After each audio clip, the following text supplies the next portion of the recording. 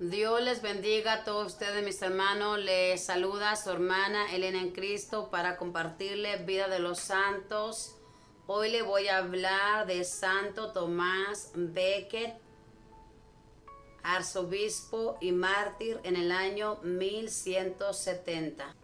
Vamos a pedir que interceda por nosotros, por todo lo que estamos viviendo. Y leemos esta historia en el nombre del Padre, del Hijo y del Espíritu Santo. Amén. Este mártir que entregó su vida por defender los derechos de la religión católica nació en Londres en el año 1118. Era hijo de un empleado oficial y en sus primeros años fue educado por los monjes del convento de Merton. Después tuvo que trabajar como empleado de un comerciante, al cual acompañaba los días de descanso a hacer largas correrías dedicados a la cacería. Desde entonces adquirió su gran afición por los viajes, aunque fueran por caminos muy difíciles.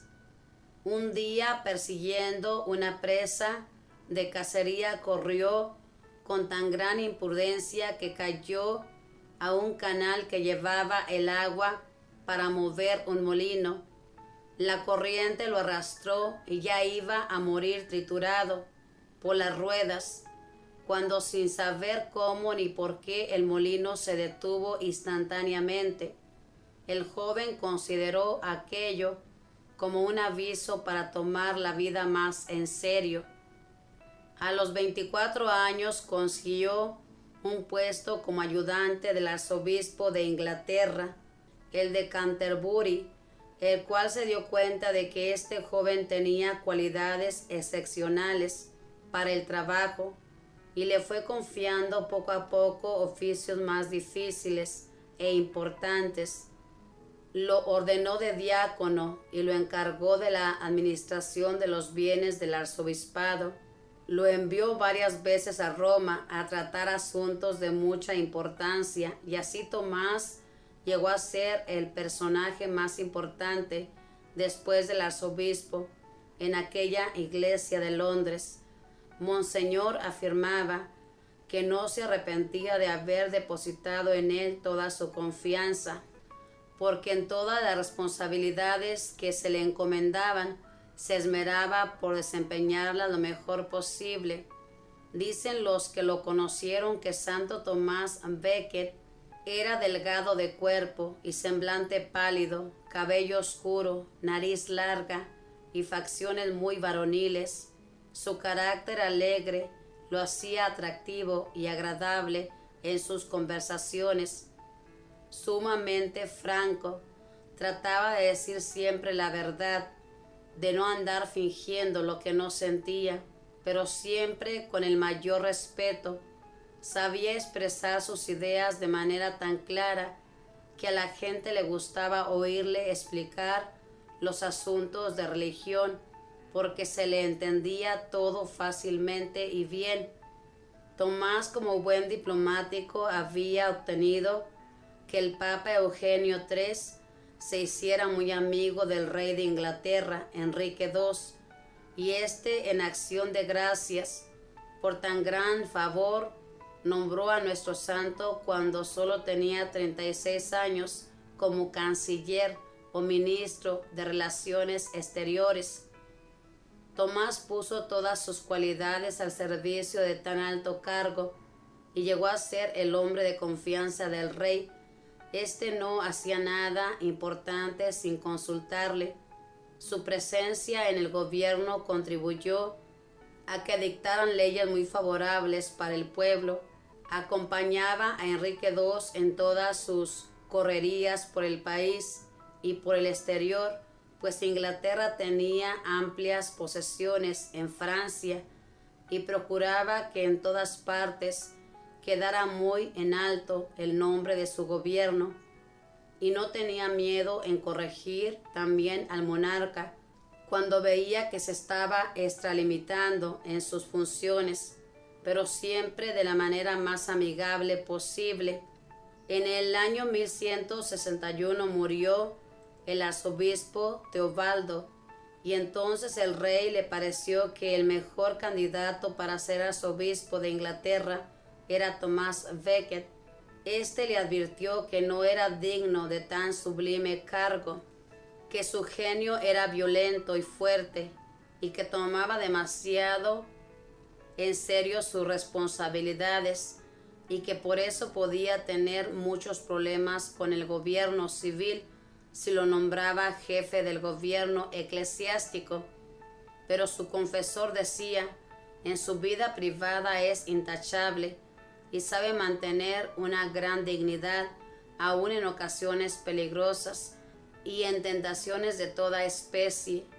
Y un cardenal de mucha confianza del sumo pontífice lo convenció de que debía aceptar, y al fin aceptó.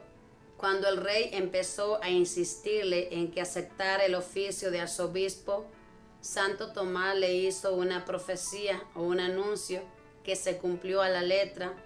Le dijo así: si acepto ser arzobispo, me sucederá que el rey, que hasta ahora es mi gran amigo, se convertirá en mi gran enemigo. Enrique no creyó que fuera a suceder así, pero sí sucedió. Ordenado de sacerdote y luego consagrado como arzobispo, pidió a sus ayudantes que en adelante le corrigieran con toda valentía cualquier falta que notaran en él. Les decía: muchos ojos ven mejor que dos.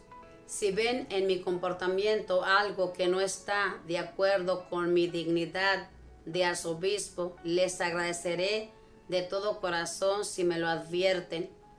Desde que fue nombrado arzobispo por el Papa Alejandro III, la vida de Tomás cambió por completo. Se levantaba muy al amanecer, luego dedicaba una hora a la oración y a la lectura de la Sagrada Biblia. Después del desayuno, estudiaba otra hora con un doctor en teología para estar al día en conocimientos religiosos. Cada día repartía él personalmente las limonas a muchísimos pobres que llegaban al palacio arzobispal. Muy pronto ya los pobres que allí recibían ayuda era el doble de los que antes iban a pedir limosna. Cada día tenía algunos invitados a su mesa, pero durante las comidas, en vez de música, escuchaba la lectura de algún libro religioso. Casi todos los días visitaba a algunos enfermos del hospital, examinaba rigurosamente la conducta y la reparación de los que deseaban ser sacerdotes, y a los que no estaban bien preparados o no habían hecho los estudios correspondientes, no los dejaba ordenarse de sacerdotes, aunque llegaran con recomendaciones del mismo rey. Tomás había dicho al rey, cuando éste le propuso el arzobispado: ya verá que los envidiosos tratarán de poner enemistad entre nosotros dos. Además, el poder civil tratará de imponer leyes que vayan contra la Iglesia Católica, y no podré aceptar eso. Y hasta el mismo rey me pedirá que yo le apruebe ciertos comportamientos suyos, y me será imposible hacerlo. Esto se fue cumpliendo todo exactamente. Veamos cómo. El rey se propuso ponerles enormes impuestos a los bienes de la Iglesia Católica. El arzobispo se opuso totalmente a ello, y desde entonces el cariño de Enrique II hacia su antiguo canciller Tomás se apagó casi por completo. Luego pretendió el rey imponer un fuerte castigo a un sacerdote. El arzobispo se opuso diciendo que al sacerdote lo juzga su superior eclesiástico y no el poder civil. La rabia del mandatario se encendió furiosamente. Enrique II redactó una ley en la cual la Iglesia quedaba casi totalmente sujeta al gobierno civil. El arzobispo exclamó: no permita a Dios que yo vaya jamás a aprobar o a firmar semejante ley, y no la aceptó. Nueva rabia del rey. Enseguida éste se propuso que en adelante sería el gobierno civil quien nombraría para ciertos cargos eclesiásticos. Tomás se le opuso terminantemente.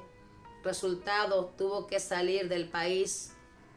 Tomás se fue a Francia a entrevistarse con el Papa Alejandro III y pedirle que lo reemplazara por otro en ese cargo tan difícil. Santo Padre le dijo: yo soy un pobre hombre orgulloso. Yo no fui nunca digno de este oficio. Por favor, nombre a otro y yo terminaré mis días dedicado a la oración en un convento. Y se fue a estarse 40 días rezando y meditando en una casa de religiosos. Pero el pontífice intervino y obtuvo que entre Enrique II y Tomás hicieran las paces, y así volvió a Inglaterra. Sin embargo, el problema peor estaba por llegar. Después de 6 años de destierro, y cuando ya le habían sido confiscados por el rey todos sus bienes y los de sus familiares, el arzobispo Tomás regresó a Inglaterra el 1 de diciembre con el título de delegado del Sumo Pontífice. El trayecto desde que desembarcó hasta que llegó a su catedral de Canterbury fue una marcha triunfal. Las gentes aglomeradas a lo largo de la vía lo aclamaban. Las campanas de todas las iglesias repicaban alegremente y parecía que la hora de su triunfo ya había llegado. Pero era otra clase de triunfo distinta la que le esperaba en ese mes de diciembre, la del martirio. Como él mismo lo había anunciado, los envidiosos empezaron a llevar cuentos y cuentos al rey contra el arzobispo, y dicen que un día, en uno de sus terribles estallidos de cólera, Enrique II exclamó: no podrá haber más paz en mi reino mientras viva Becket. ¿Será que no hay nadie que sea capaz de suprimir a este clérigo que me quiere hacer la vida imposible? Al oír semejante exclamación de labios del mandatario, 4 sicarios se fueron donde el santo arzobispo, resueltos a darle muerte. Estaba él orando junto al altar cuando llegaron los asesinos. Era el 29 de diciembre de 1170. Lo atacaron a cuchilladas. No puso resistencia. Murió diciendo: muero gustoso por el nombre de Jesús y en defensa de la Iglesia Católica. Tenía apenas 52 años. Se llama apoteosis, la glorificación y gran cantidad de honores que se rinden a una persona. La noticia del asesinato de un arzobispo recorrió velozmente Europa, causando horror y espanto en todas partes. El Papa Alejandro III lanzó excomunión contra el rey Enrique, el cual, profundamente arrepentido, duró 2 años haciendo penitencia, y en el año 1172 fue reconciliado otra vez con su religión, y desde entonces se entendió muy bien con las autoridades eclesiásticas. El mártir Tomás consiguió después de su muerte esto que no había logrado obtener durante su vida. 3 años después el sumo pontífice lo declaró santo a causa de su martirio y por los muchos milagros que se obraron en su sepulcro. 2 personajes con nombres de Tomás ocuparon el cargo de canciller en Inglaterra, junto con 2 reyes de nombre Enrique, y ambos fueron martirizados por defender a la Santa Iglesia Católica.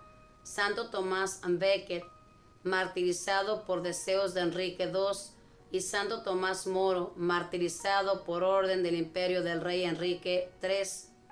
Quiera Dios que todos los hijos de la Santa Iglesia Católica en todos los sitios del mundo prefieran perder bienes, dignidades y hasta la propia vida con tal de permanecer fieles a nuestra santísima religión hasta la muerte.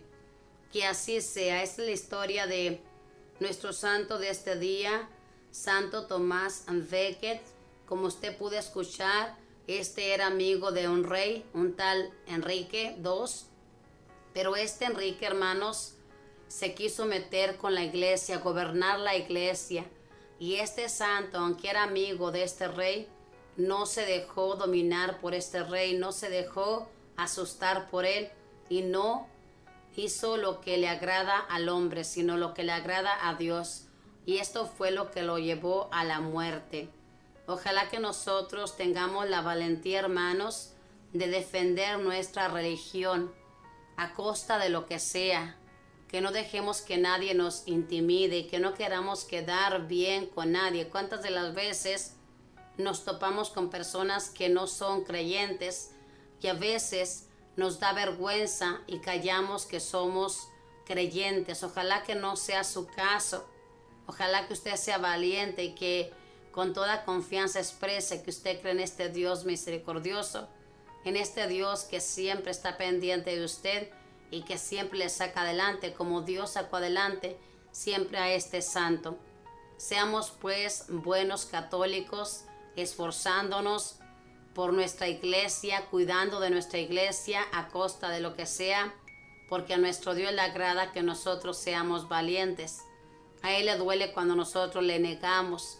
No neguemos a este Dios que murió en la cruz y que nos abrió las puertas del cielo. Preferamos morir antes que perder la vida eterna. Es lo que hizo este santo. Murió su cuerpo para este mundo, pero su alma vivió toda una eternidad. Y ahora conocemos esa historia de este personaje tan valiente y ahora es nuestro gran intercedor en el cielo. Que la Madre de Dios le proteja, que los arcángeles y los ángeles cuiden su caminar donde quiera que se encamine. Sigamos leyendo vida de los santos como lo hacemos siempre. Dios les bendiga a todos. Paz y bien.